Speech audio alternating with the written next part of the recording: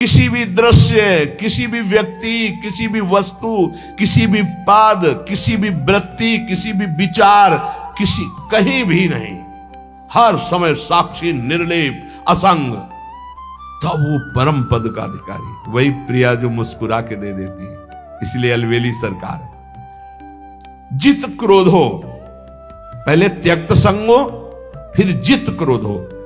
किसी भी परिस्थिति में क्रोध ना आने पावे। कभी कभी हम अपने दोषों को गुण मान करके प्रकाशित करते हैं कि ये कोई क्रोध नहीं है। अगर गलती को गलती नहीं मानोगे तो अक्रोध स्थिति को कभी प्राप्त नहीं होगे। क्रोध तब आता है जब हमारी कामना के विरुद्ध कोई चेष्टा होती है, पक्का, और क्रोध की सत्ता ही नहीं, हमारी चाहत ही ना हो। भगवान बोलवा रहे, बोल दिए, भगवान कह रहे ऐसे चलो ऐसे चलो, वो हम बता दिए, अब ना चलो आपकी मर्जी। क्रोध नहीं आना चाहिए। भारी से भारी विपरीत परिस्थिति में भी क्रोध नहीं आना चाहिए। ये कब होगा? जब सामने हम प्रभु देखते हैं। हमें तभी क्रोध आता है जब हमारी चाहत के विपरीत क्रिया होती है और हमारे चिंतन के विपरीत चिंतन होता है। आ गया क्रोध, आ गया क्रोध, शुरुआत हो गई। अब अभद्र शब्द, दुरुक्ति, दुरुक्ति माने गाली, ये पहचान है कि क्रोध देवता पधार चुके हैं। और वो सीधे तप, पवित्रता, भजन, इसको चाटते हैं, वो इसको भस्म करते हैं, इसको लेते हैं क्रोध देवता। तुम्हारे तप को, तुम्हारी पवित्रता को, अंतःकरण की तुम्हारे साधन को चाट जाएंगे, कुछ अनुभव नहीं होगा। जब हमारा ये चिंतन गिरा कि सामने प्रभु नहीं, हमारी बात नहीं मानता, विपरीतता, वही क्रोध आ जाएगा। अन्यथा आने का कोई भी रास्ता नहीं क्रोध के। जित क्रोध, यहां कह रहे जित क्रोध हो, भगवान अवधूत दत्तात्रेय जी। अगर उपासक को परम पद पे आरूढ़ होना है, दिव्य साधना संपन्न बनना है, तो क्रोध पर विजय प्राप्त, कभी गुस्सा नहीं आना चाहिए। वो कब होगा? हम व्यक्ति देखते हैं तब गुस्सा आता है। हम भगवत भाव करेंगे तो जलेगा हृदय पर, हम गुस्सा नहीं कर पाएंगे।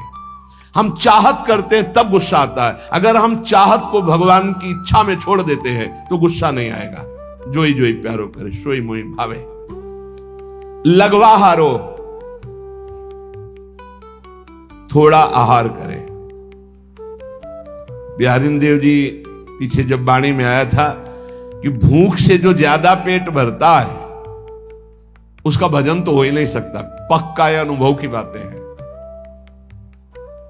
भूख से कम भोजन करने पर हमारी जो जीवनी शक्ति है कुछ पचाने में लगती है और कुछ से हम भजन कर लेते हैं। अगर भूखे हैं हम तो हमारा चिंतन बार बार खिंचता है भूख की तरफ। इसलिए लघवा हारो, थोड़ा आहार डाल लिया जाए। और ये अभ्यास से होता है। एक एक कवल केवल आप कम कर लीजिए तो बहुत थोड़े आहार में आपकी दिनचर्या बहुत स्फूर्ति वाली हो जाएगी। आप ये भ्रम छोड़ दें कि हम जितना अधिक आहार करेंगे उतने अधिक शक्तिशाली बनेंगे, ऐसा नहीं है।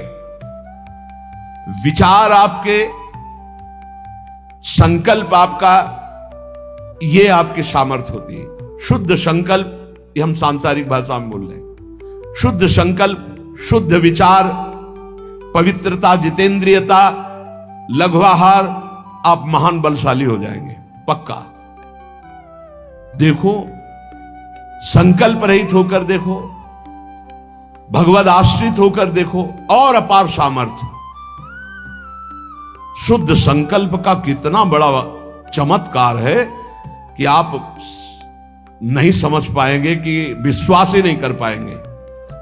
अगस्त जी ने संकल्प किया और ऐसे समुद्र को पी गए, पूरे समुद्र को। आप विश्वास नहीं कर पाएंगे कि समुद्र को पी गए अगस्त जी महाराज। महान तप निधि, संकल्प किया और पी गए समुद्र को। ये संकल्प की ताकत।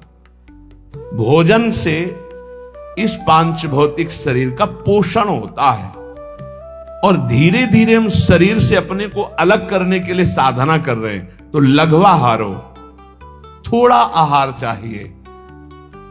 हमारा दिमाग क्या सिखाता है? बर्बाद काहे को करोगे। अब कितना रह गया? 2 लड्डू रह गए हैं, 1 कटोरी खीर है। वैसे तो नहीं है, पर बर्बाद नहीं होना चाहिए। अन्न है ये बर्बाद, श्वास बर्बाद हो जानी चाहिए। अरे दूसरा कोई खा लेगा, कोई और जीव पा लेगा। आप थोड़ा भजन के लिए जगह बनाए रखो। अगर आपने परुषा लिया है तो किसी और जीव को पवा देना। सब अपने गुरु भाई ही हैं, हम एक ही प्रभु के बच्चा हैं। पोशाकें अलग अलग हैं।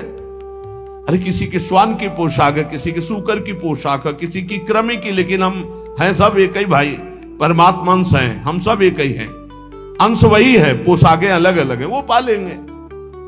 हम भजन के लिए उतना ही पुरुष हुआ, उतना ही पावे जिससे भजन। ये आप बैठा लीजिए, खाते खाते मर जाओगे, लेकिन खाने की आदत नहीं खत्म होगी। इसको संयम में लाओ।